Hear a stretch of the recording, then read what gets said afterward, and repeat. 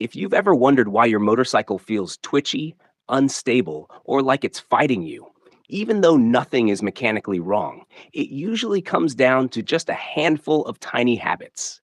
Habits you've probably carried over from driving a car, or from bad advice, or from riding nervously without realizing it. And the crazy part? Breaking just 5 of these habits will instantly give you more control, more confidence, and more stability than any expensive mod ever could. Hey riders, Matthew here from Autozium, and today I'm going to show you the top 5 habits that silently destroy your control on a motorcycle and how to fix each one in a way that feels natural and effortless. Let's jump straight in. Habit 1: riding with straight, locked arms. If there's one habit that instantly ruins your control on a motorcycle, it's riding with stiff, straight, locked out arms. And the wild part? Most riders who do this don't even realize it's happening. It's instinct. Your brain thinks, hold on tight or we'll fall. And your arms respond by bracing like you're hanging onto the edge of a cliff. But here's the truth your brain doesn't know yet. Locked arms don't stabilize the bike, they destabilize you. When your arms are stiff, your whole upper body turns into a giant lever that transfers every tiny movement directly into the handlebars. A bump in the road, it shakes your arms. Wind gust hits your chest, you involuntarily countersteer without realizing it. The bike wants to correct itself, but your tense arms fight it. And suddenly, the ride feels twitchy, unstable, and exhausting. A motorcycle is designed to move under you. The front wheel needs freedom to track over bumps. The handlebars need micro adjustments. The suspension needs you to stay supple, not rigid. A relaxed upper body allows all of that to happen naturally. Here's what proper arm relaxation looks like: elbows slightly bent, not locked, not floppy, just comfortably soft. Wrists neutral, no death grip, no downward angle. Shoulders loose, let them drop, don't shrug or tense them. Grip like you're holding baby birds, not crushing soda cans. Think of your arms like shock absorbers for your upper body. They're not there to hold the bike up. That's the job of the wheels and geometry. They're there to float. When you relax your arms, something magical happens. Your steering becomes smoother. Countersteering becomes effortless. Your front end feels planted instead of jittery. You stop overcorrecting, and the bike suddenly feels like it's working with you instead of fighting you. Older riders often struggle with this because decades of driving cars builds the habit of bracing and steering with upper body strength. And brand new riders struggle with it because fear takes over and they grip the bars like they're holding onto a helicopter rope. Whatever the reason, the fix is the same. Bend your elbows, relax your shoulders, let the bike breathe. Next time you ride, do this test. Take a deep breath, exhale, and feel your elbows drop naturally. If the bike feels instantly more stable and smoother, congratulations. You've just fixed one of the biggest control killers riders carry with them. Habit 2: staring straight down instead of looking ahead. If you've ever wondered why your bike feels unstable, shaky, or unpredictable, even when everything is mechanically fine, there's a good chance your eyes are the problem, not your motorcycle. The way you look determines the way your bike behaves. Motorcycles go where your eyes go, and your body follows your eyes without you realizing it. This is literally hardwired into your balance system. But when riders get nervous, especially new riders, instinct takes over. They look straight down. They stare at the pavement just ahead of their wheel. It feels safer because it's close and predictable. But what actually happens is this: your brain gets overwhelmed, your body gets confused, your bike gets twitchy. When your eyes lock onto the ground right in front of you, your brain has no time to compute what's coming next. Every tiny bump, crack, and wiggle becomes a danger, and your body reacts instantly, usually with tension, panic inputs, or abrupt steering. But something miraculous happens when you lift your eyes. You stop micromanaging the front wheel. Your balance stabilizes. Your steering smooths out. Your bike feels like it's finally flowing instead of stumbling. This works because looking ahead gives your brain buffer time: time to process, time to react, and time to make cleaner decisions. Vision is 80% of stability on a motorcycle. Here's the trick. Look where you want to go, not where you're afraid of going. Approaching a turn? Look through it. Splitting traffic? Look past the cars, not at their mirrors. Maneuvering at low speeds? Look far ahead, not at your front wheel. Cornering? Look toward your exit, not the apex. The more distance you give your eyes, the smoother everything becomes. If you want a fun test, do this on your next ride. Look 15 to 20 meters ahead on a straight road. Feel how stable your bike becomes. Then, briefly and safely, glance down at your front wheel. Feel the wobble? That's the difference vision makes. The bike didn't change. Your speed didn't change. Only your eyes changed, and the entire ride changed with it. Looking ahead is one of the simplest but most powerful ways to level up your riding instantly. It makes you smoother, faster, more confident, and far more in control. Habit 3. Riding with your weight in the wrong place. Most riders think they're sitting normally on a motorcycle, when in reality, they're unknowingly sitting in a way that steals control, destroys stability, and makes the bike feel heavier than it actually is. The problem? They're sitting on the bike like it's a chair, instead of sitting in the bike like it's a tool. When your weight sits too far back or you slump into the saddle, your arms end up supporting your upper body. And once your arms are supporting your body, you start bracing on the handlebars, which instantly kills your steering precision. Here's what bad weight placement looks like: leaning back and letting the wind hold you, slouching or rounding your back, putting too much weight on your butt instead of the pegs, letting the handlebars support your torso. All of these force your arms to take load, which makes the bike feel heavy and sluggish. It also reduces your reaction time because you're busy balancing your body instead of controlling the bike. The fix is surprisingly simple, and the difference is night and day. Shift your hips slightly forward and put your chest closer to the tank. Not full track posture, just enough to bring your weight over the center of the bike. Then, keep your weight primarily on the foot pegs. Keep your core lightly engaged, not limp. Keep your arms free, not holding your torso up. Keep your head up and forward, not over your shoulders. This small shift transforms everything. Steering becomes lighter.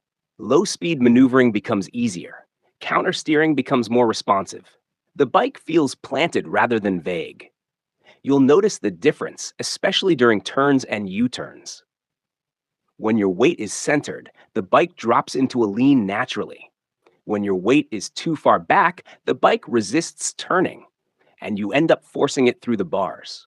Older riders often struggle with this because of muscle memory from cruisers or cars, but even sport bike riders slip into bad habits without realizing it. Your motorcycle is designed for your weight to sit above the pegs, not behind them. When your weight is in the right place, the bike becomes an extension of your body, not a machine you're fighting. Habit 4. Covering the clutch all the time. This one is sneaky because it feels like a smart habit. Every rider has that moment where something unpredictable happens. A pedestrian steps out, a dog runs across the road, a car hesitates in front of you, and your brain goes, "Good thing my fingers were already on the clutch." And because of that one moment, riders start doing it constantly. They glue their fingers to the lever like it's some kind of life preserver. But here's the truth most riders never hear until it's too late. Covering the clutch all the time destroys your throttle control, weakens your grip, and makes the bike feel twitchy when it shouldn't. Your hand becomes divided, half ready to pull the clutch, half trying to manage the throttle. And because those fine motor skills are being split, your inputs become jerky and inconsistent. Think about it like trying to text with gloves on. Sure, you can do it, but it's clumsy, awkward, and your thumbs never land exactly where you want. That's your wrist on the throttle when your fingers are hovering over the lever. There's a reason experienced riders look smoother, calmer, and more connected to the bike. They only cover the clutch when the situation actually calls for it. Here's the real deal. You only need the clutch in 3 situations: slowing for a stop, starting from a stop, low speed maneuvering. That's it. Everywhere else? Your clutch hand should be relaxed, wrapped around the grip, letting your throttle inputs be smooth and controlled. Now, here's where things get really interesting. When you stop covering the clutch all the time, your whole riding style changes. You suddenly stop slipping the clutch unnecessarily. You stop chopping the power unintentionally. You stop panicking when the bike lurches because now you're controlling the engine with confidence rather than reacting out of fear. And something else happens, too. Something subtle but powerful. Your brain stops thinking emergency mode. When you ride with fingers constantly tense and hovering, your body is subconsciously expecting danger at every second. It puts you in a nervous, reactive mindset. But when you relax your hand, wrap your fingers around the grip, and trust yourself, your entire upper body loosens up. Your shoulders drop, your breathing calms, your reactions become smoother instead of jumpy. You're no longer prepping for chaos, you're managing the ride. Riders who fix this habit always say the same thing.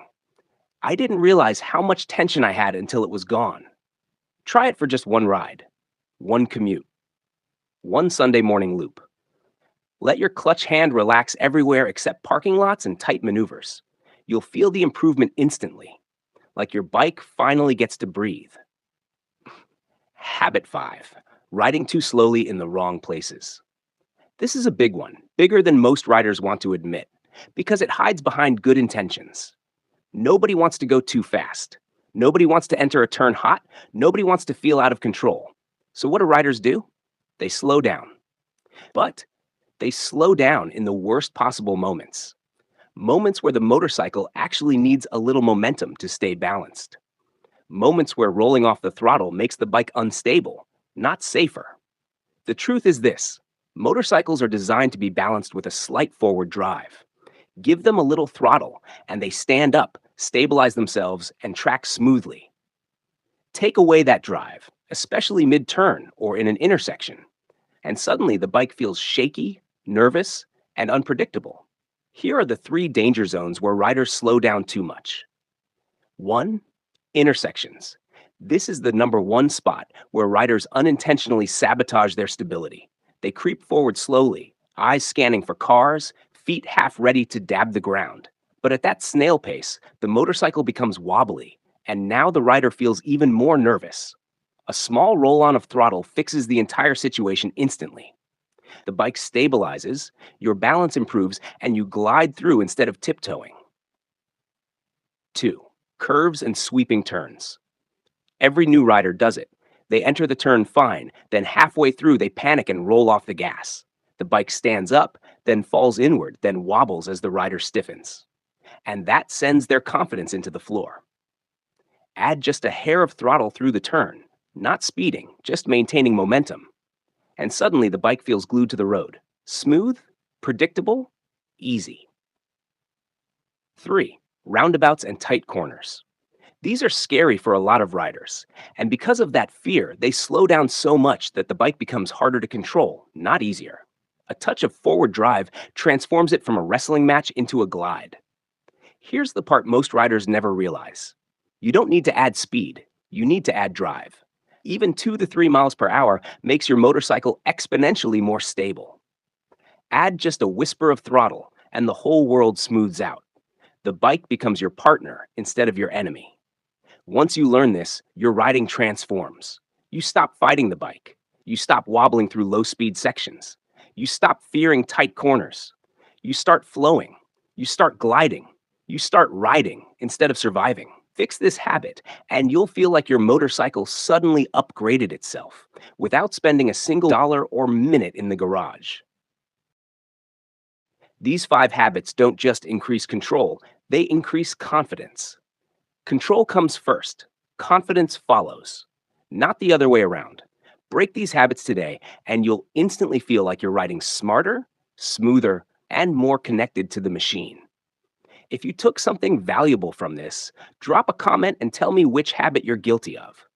I know for me, number 1 and number 3 took the longest to fix, but man, the difference was immediate. And if you want more real-world riding tips that actually help you ride better, not just faster, hit that subscribe button. This is Matthew from Autozium.